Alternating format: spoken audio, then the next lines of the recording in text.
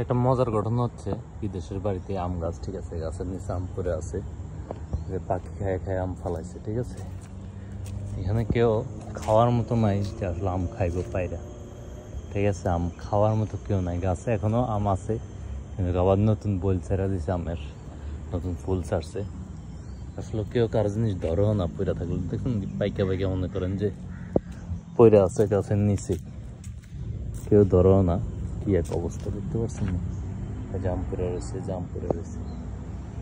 এই হইলো বিদেশের অবস্থা। চুরি তো দূরের কথা মানুষ, ঠিক আছে, কেউ আম পরে থাকলে ধরেও না, ধরেও দেখে না, আর চুরি করে খাইব তো পরের কথা, ঠিক আছে। এই হচ্ছে বিদেশে মানুষ আসলে কতটা সচেতন, না দেখলে বুঝবেন না হয়তো। দেখেন যে এখানে কাক আছে, এই কাকগুলো আসলে এখান থেকে এই আমটা খাচ্ছে, বা গাছের আমগুলো খাচ্ছে কাকগুলা, কিন্তু মানুষ আসলে ধরেও দেখে না। এরকম একটা অবস্থা। কবে আমাদের দেশে মানুষ সচেতন হবে?